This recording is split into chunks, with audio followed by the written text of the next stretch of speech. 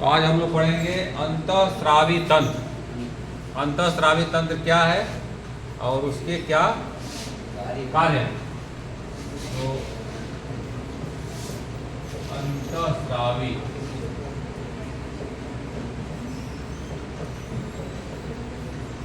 Endocrine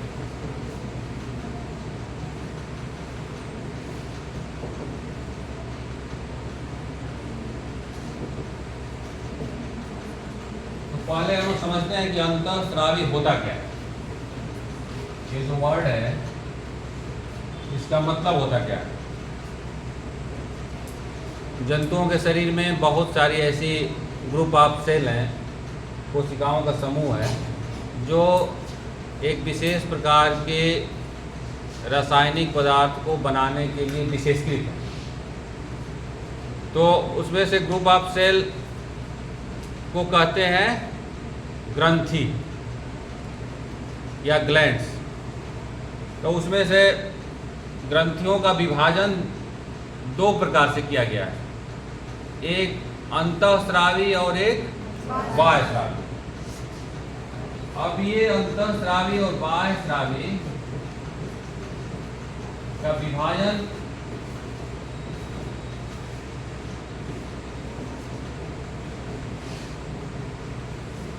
और तीसरा एक ये दोनों से मिला जुला मिश्रित।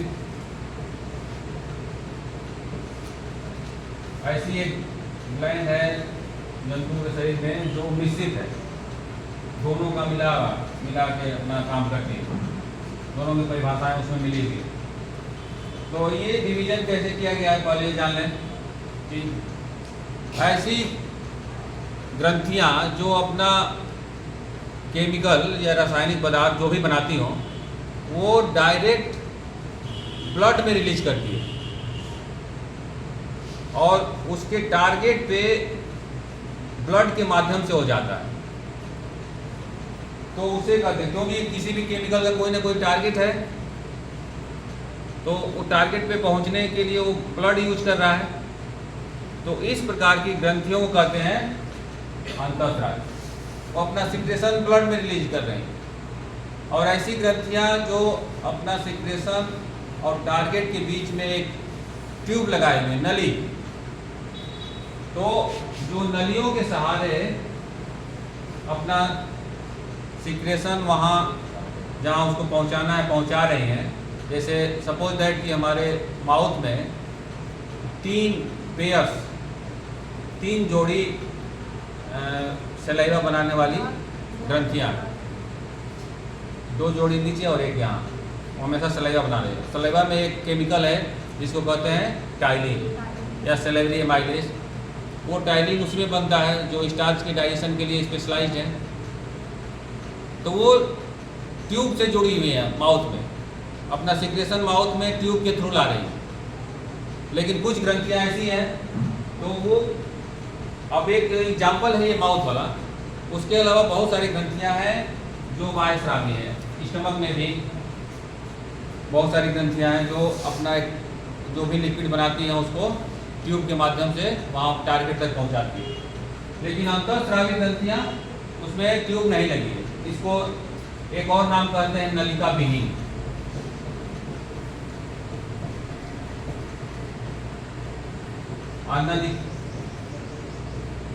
ये हो गया नलिका युक्त।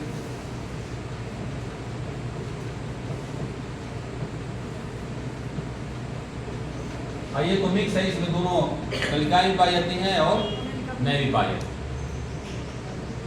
तो नलिका विहीन और नलिका युक्त इसीलिए है क्योंकि उसके टारगेट तक नलिकाएं लगी हुई हैं। अब अंतःस्रावी ग्रंथियां कौन कौन सी हैं? सबसे पहली ग्रंथि जो ब्रेन में पाई जाती है और जो सारी ग्रंथियों पे जो अंतःस्रावी है उस पर नियंत्रित करती है, उसका नाम है, ये जो यहाँ सुन जी, उसका नाम है पीयूष।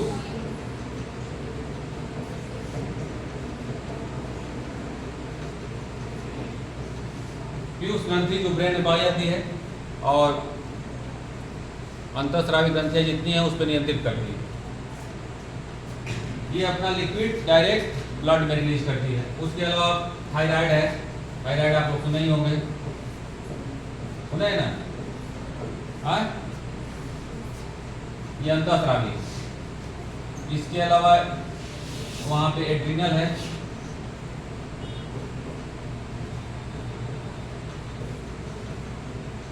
किडनी के ऊपर, और उसके बाद जनन ग्रंथियां हैं।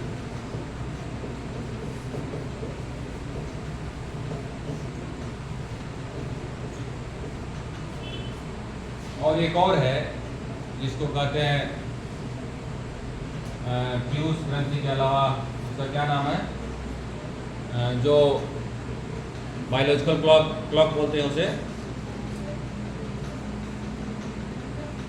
हाँ, अधिविक ग्रंथि तो इसी कहते हैं एड्रिनल को। चलो उसको बाद में याद नहीं आ रहा। तो ये जो 4-5 ग्रंथियां हैं हमारे शरीर में अलग अलग भागों पे, जैसे थायराइड कहाँ पे है? गले में। एड्रिनल कहाँ है? एड्रिनल किडनी के ऊपर लगी हुई है। जनन ग्रंथियां जनन जगह पे है, और पीयूष ग्रंथि मस्तिष्क में, एकदम ब्रेन के बीच में लगी हुई है। जैसे यहाँ से आप मेजर करेंगे ऐसे, और फिर नीचे जाएंगे, जस्ट हम लोग के जो अंदर का तालू है उसके ऊपर। तो आप सोच सकते हैं, क्योंकि ये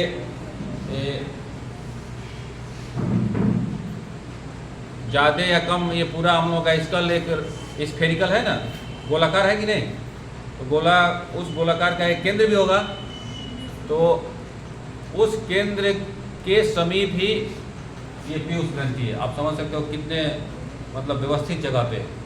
और उसमें 7 टाइप्स के हार्मोन रिलीज होते हैं, और 7 टाइप्स में एक वो भी हार्मोन है जो आपकी हाइट को कंट्रोल करता है, ग्रोथ हार्मोन उसे बोलते हैं, हाइट को कंट्रोल करने वाले।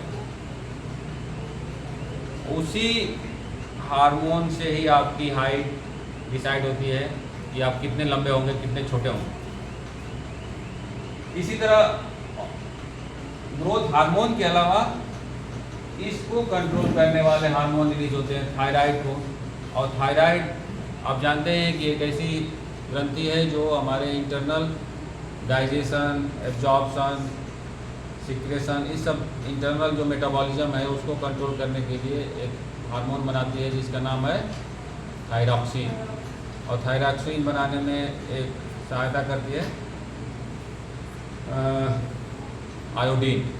अगर आयोडीन की कमी हो जाती है तो वो थायराइड ग्लैंड क्या हो जाता है, बढ़ जाता है, और पूरा एक घेंगा रोग हो जाता है गले में बड़ा सा। अब कम हो गया है क्योंकि हम लोग ITI नमक खा रहे हैं। तो हम लोग को पढ़ना है अंतःस्रावी ग्रंथि। ये सारी ग्रंथियां एक दूसरे से कनेक्ट होके और पूरे सिस्टम को सही तरीके से चलाने में सहायता करती है। जिस तरह से थायराइड इंटरनल मेटाबॉलिज्म में सहायता करती है, उसी तरह एड्रिनल का भी स्पेशल काम है। एड्रिनल क्या करता है, कभी आप इमरजेंसी, आप कभी डरे हुए हैं, तो डरने में सबसे खतरा क्या है? आप डर गए तो सबसे बड़ा खतरा क्या है, बताओ? डरने में सबसे बड़ा खतरा ये है कि आपका हार्ट बीट बढ़ जाएगा, और हार्ट बीट बढ़ेगा तो हार्ट का काम करने के चांसेस कम हो जाएंगे। तो जब चांसेस कम हो जाएंगे तो हार्ट बीट अगर कम हो गया, काम करना बंद कर दिया, तो आपकी लाइफ खत्म हो सकती है। तो उस कंडीशन में एड्रिनल ग्लैंड से एक हार्मोन निकलता है जिसका नाम है एड्रेनलिन, और उसको कहते हैं इमरजेंसी हार्मोन।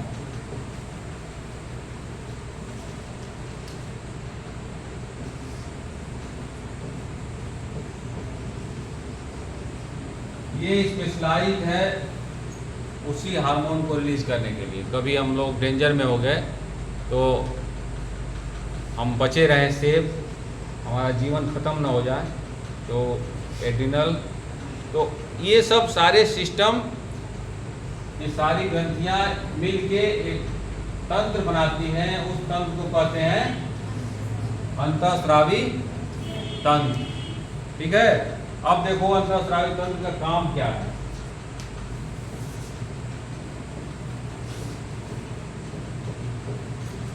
अंतःस्रावी का काम क्या क्या है?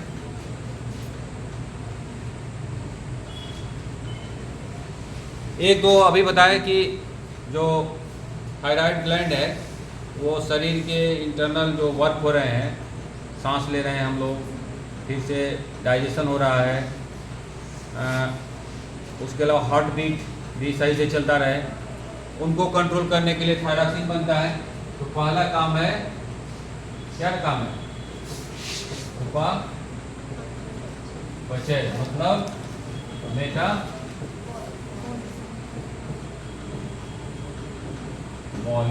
मेटाबॉलिज्म को सही तरीके से चलाते रहे। पहला काम इसका ये है। अभी आप सुने कि पीयूष ग्रंथि एक ऐसा हार्मोन रिलीज करती है जो हमारे हाइट को कंट्रोल करती है। तो दूसरा काम है इसका वृद्धि।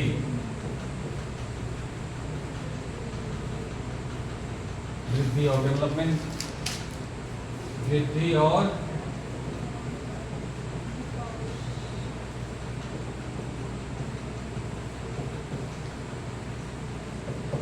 और डेवलपमेंट, एक ये काम हो गया।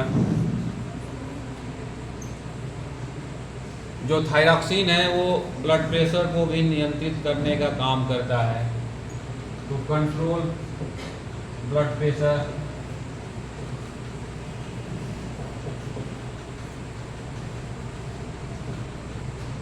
तीसरा हो गया। चौथा देखो,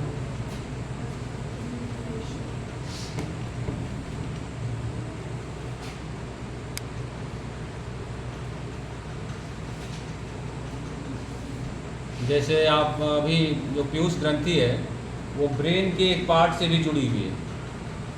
जो ब्रेन का हाइंड ब्रेन है उसमें हाइंड ब्रेन का एक पार्ट है हाइपोथैलेमस। हाइपोथैलेमस सुने हो ना? तो हाइपोथैलेमस से पीयूष ग्लैंड जुड़ी हुई है। हाइपोथैलेमस का मेन काम है ये, वो बॉडी टेम्परेचर को नियंत्रित करता है। वो नियंत्रित पीयूष ग्रंथि के माध्यम से करता है, क्योंकि ब्रेन तो हर जगह कनेक्टेड है नहीं। और जो केमिकल बनाने का काम किसका है? पीयूष ग्रंथि का। तो इस तरह के केमिकल बनाते हैं जिससे वो आपका बॉडी का टेम्परेचर हमेशा एक समान बना रहे। तो बॉडी टेम्परेचर को भी कंट्रोल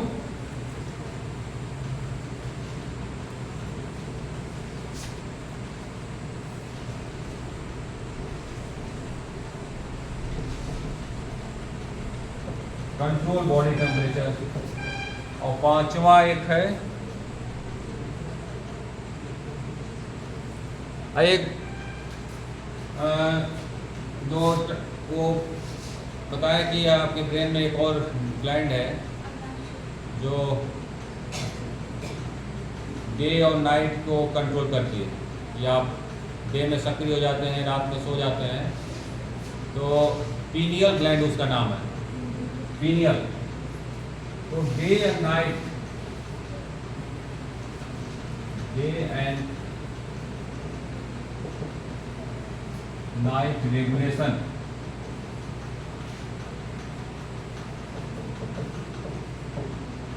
ये हो गया अंतःस्रावी तंत्र का काम, जो एक्चुअली आपको पढ़ना है। ये अब हम लोग पढ़ लेते हैं तीसरा जो दिया है, तीसरा चौथा पांचवा।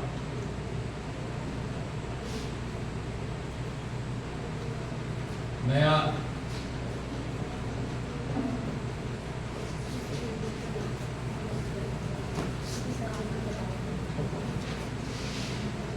क्या कहते हैं इसे? कंकाल तंत्र। बहुत डेंजरस है।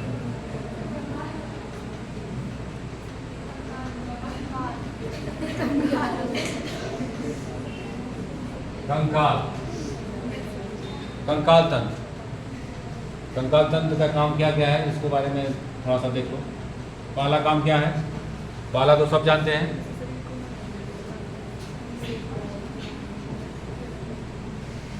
जानते हो ना, मूवमेंट चलन, हिंदी लिख लो। दूसरा काम क्या है? दूसरा काम है प्रोटेक्शन, सुरक्षा।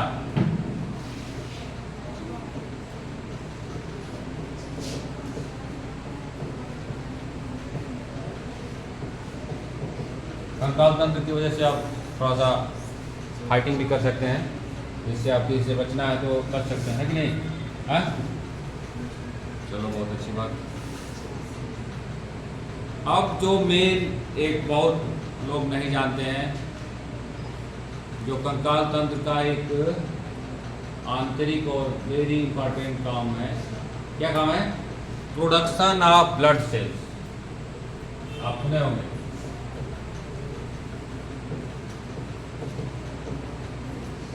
प्रोडक्शन ऑफ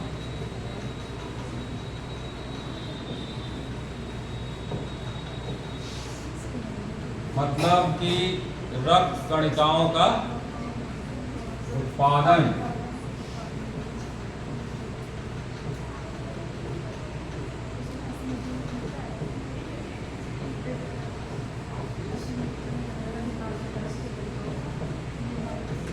बोन मैरो सुने ना, जो हड्डी के बीच में पाया जाता है, हड्डी के बीच में, उसी बोन मैरो में सारी ब्लड सेल्स का उत्पादन होता है। अब ये बताओ कि जब मान लो कि बच्चा पेट में है, तो हड्डी तो बनी नहीं है, या इस लेवल पे नहीं बनी है कि वो ब्लड सेल्स उत्पादन कर सके, तो उस समय ब्लड सेल्स का उत्पादन होता है? कोई बताएगा? अगर एम्ब्रियो में कोई एनिमल है तो उस वक्त ब्लड सेल्स बनती है कहाँ पे? लीवर में। लीवर एक ऑर्गन है जहाँ पे ब्लड सेल्स का रिसाइकिल भी होता है। आप सुने होंगे एक और ऑर्गन जिसका नाम है स्प्लीन, जिसे कहते हैं कब्रगाह ऑफ आरबीसी। स्प्लीन एक राउंडेड ऑर्गन है, यहाँ पे इंटेस्टाइन के बीच में पाया जाता है। उसमें सारी ब्लड सेल्स जाके मरती रहती हैं, क्योंकि उसका लाइफ तो फिक्स है ना, कितना 120 डेज। तो 120 डेज ऐसा नहीं है कि 120 डेज पे पूरा ख़त्म हो गया, वो एक साइकिल चलती रहती है कि इतनी ब्लड सेल्स ख़त्म हो रही है, इतनी बन रही है, ख़त्म हो रही है, बन रही है। तो अगर स्प्लीन को ऐसे आप ऐसे पकड़ के इसे उसको दबाएंगे तो उसमें से केवल क्या निकलेगी? Red blood cells. तो ये उस हिसाब से उसको बैंक भी कहते हैं रेड ब्लड सेल्स का। वहाँ पे बहुत सारी रेड ब्लड सेल्स आपको मिल जाएंगी जो रिसाइकिल होने के प्रोसेस में है। तो रक्त कणिकाओं का उत्पादन जो आरबीसी है, डब्ल्यूबीसी है और प्लेटलेट्स सब कहाँ पे होता है? यहाँ पे स्केलेटन, और इसे कहते हैं बोन मैरो, अस्थि मज्जा, जो अस्थियों के बीच में। अब स्पेशली जो लॉन्ग बोन है, ऐसा नहीं कि अंगुली में आपका बन रहा है, जो लंबी लंबी बोन है, जैसे फीमर है, रिब्स है, इसमें वर्टिब्रल कॉलम है, उसमें बनता है आरबीसी। छोटी बोन में नहीं, लंबी लंबी बोन, तो लॉन्ग बोन।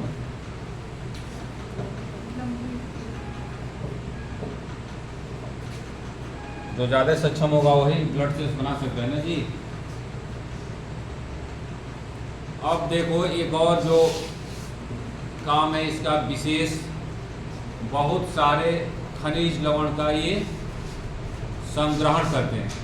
जैसे कैल्शियम, बोन्स किसकी बनी हुई है? कैल्शियम की। तो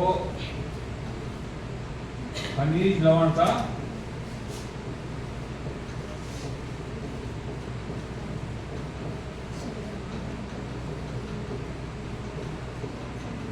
कैल्शियम की बनी हुई है, कैल्शियम और फास्फोरस। तो अगर शरीर में कैल्शियम का कहीं ज़रूरत हो गया तो वो बोन से निकलती रहती है। और फिर अब ज़रूरत से ज़्यादा आप कैल्शियम ले लिए तो वो वहाँ पे क्या होती रहती है, स्टोर भी होती रहती है। तो ये साइकिल चलता रहता है। अगर ज़्यादा आपके पास है तो वहाँ पे स्टोर हो जाएंगे, अगर कम है तो वहाँ से निकल जाएंगे। कैल्शियम एक मतलब जनरल एग्जांपल है। इसके अलावा कैल्शियम, फास्फोरस, सोडियम, पोटेशियम, ये सब खनिज लवण का संग्रहण भी होता है। और एक और काम है जो एंडोक्राइन रेगुलेशन, इसका भी रेगुलेशन ये करती हैं। जैसे आप समझिए कि आप सोचिए कि कभी ऐसा टाइम आता होगा ना कि ब्लड सेल्स कम हो गए, तो कुछ ऐसा मैसेज आता होगा कि अब ब्लड सेल्स बनाना है कि नहीं। तो वो सब चीज़ें रेगुलेट करती हैं स्केलेटन सिस्टम। अब आगे एक और सिस्टम हम लोग देख लेते हैं जिससे हमारा काम एक लेवल तक पहुंच जाए जो इम्पोर्टेंट। एक और जो इम्पोर्टेंट सिस्टम है जो हम लोग नहीं सुने हैं, जिसका नाम है लसिका तंत्र। सुने हो तुम लोग? हाँ?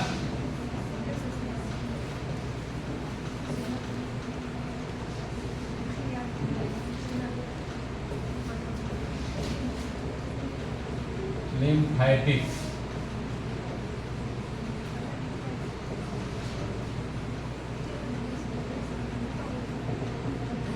लिम्फ, पहले हम लोगों को जानना है कि लिम्फ है क्या,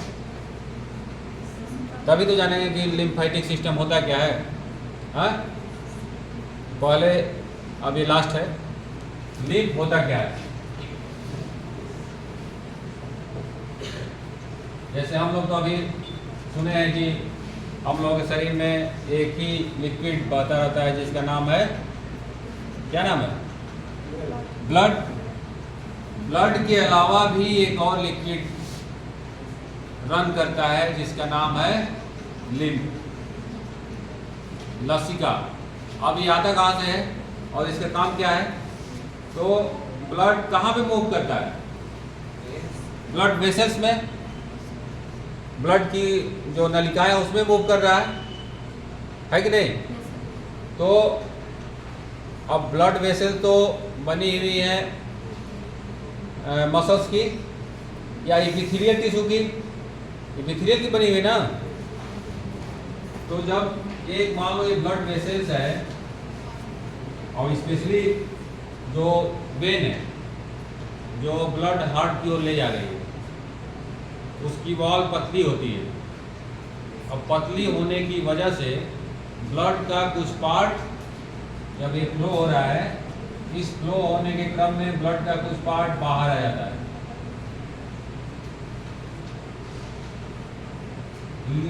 लीकेज हो जाता है या सीपेज, सीपेज कह सकते हैं। बुक में लिखा ऊज आउट, जैसे कोई चीज़ ड्रॉप निकल रहा। तो ये ब्लड फ्लो करने के क्रम में कुछ उसके पार्ट, उसमें वाटर भी है। ब्लड का 90% वाटर ही है, जो प्लाज्मा है 90% नहीं, प्लाज्मा का 90% वाटर है और 45 में प्लाज्मा है अगर ब्लड को पढ़ेंगे तो इसमें वाटर है। तो इसमें के आरबीसी को, अगर आरबीसी क्योंकि बड़ी बड़ी सेल है तो आरबीसी को छोड़ के और जितने पार्ट हैं उसमें से कुछ भाग इसके बाहर निकल जाते हैं। और जब बाहर निकलते हैं तो उसका कलर, जब आरबीसी नहीं रहता है तो कैसा होता है? White colour. आरबीसी बाहर नहीं निकलता। जैसे अब मान लो कि कभी कभी इन्फेक्शन हो गया, तो इन्फेक्शन यहाँ पे हुआ तो वाइट ब्लड सेल्स बाहर निकल जाती हैं यहाँ से इन्फेक्शन को रोकने के लिए। उस तरह से वो इनबिल्ड है, बनी हुई है। तो जब वाइट ब्लड सेल्स निकल जाती है तो और भी दूसरी सेल्स बाहर निकल जाती है, वाटर भी बाहर निकल जाता है। वही सब बाहर निकले हुए मटेरियल को कलेक्ट करने के लिए पूरे बॉडी में एक लसिका तंत्र, ग्रुप ऑफ ट्यूब्स या नलिकाओं का तंत्र बिछा हुआ है। अब वो नलिकाएं अल्टीमेटली जाके इसी वेन्स में, जो लंबी वेन है उसमें जाके मिल जाती है, यहाँ पे हार्ट के नज़दीक उसमें मिल जाती है, फिर जिससे वो फिर रिसाइकिल हो जाता है। तो ब्लड बहने के क्रम में जो मटेरियल ब्लड से बाहर आ जाता है, ब्लड ट्यूब से, उस मटेरियल को कहते हैं लिम्फ, ठीक है। और उस मटेरियल के मैनेजमेंट को जो तंत्र बनाया गया है, उस तंत्र को कहते हैं लसिका तंत्र। समझ में? अब लसिका तंत्र का काम क्या है, हम लोग काम देखते हैं। वर्क कार्य हिंदी में लिखना है और इंग्लिश बाद में, है कि नहीं। अब लसिका तंत्र का काम क्या है? एक तो है जो लसिकाएं जो पाई जाती हैं इंटेस्टाइन में, वो स्पेशलाइज होती हैं एब्जॉर्प्शन ऑफ फैट। वो फैट का एब्जॉर्प्शन वो ज़्यादातर करती है। तो वसा का अवशोषण और उसके साथ संवहन। दूसरा इसका काम है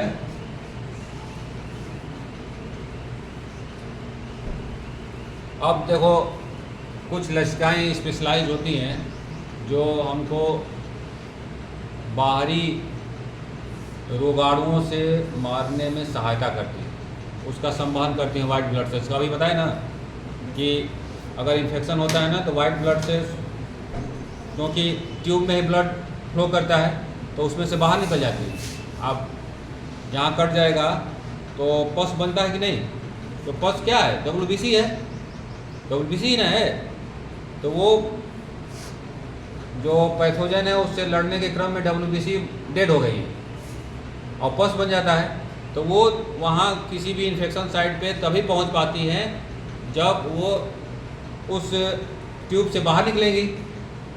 तो जो इम्यून सिस्टम स्पेशलाइज्ड है पैथोजन को मारने के लिए, उसको संवहन कौन करता है? Lymphatic system. तो आप कह सकते हो कि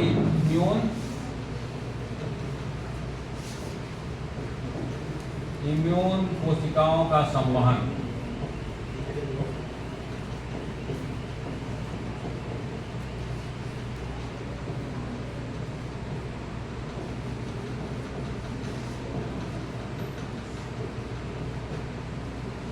अच्छा, आगे देखो अब क्या है।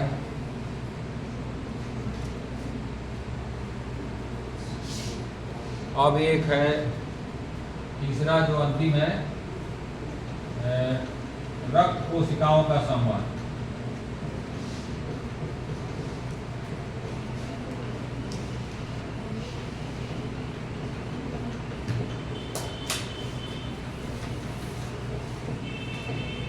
क्योंकि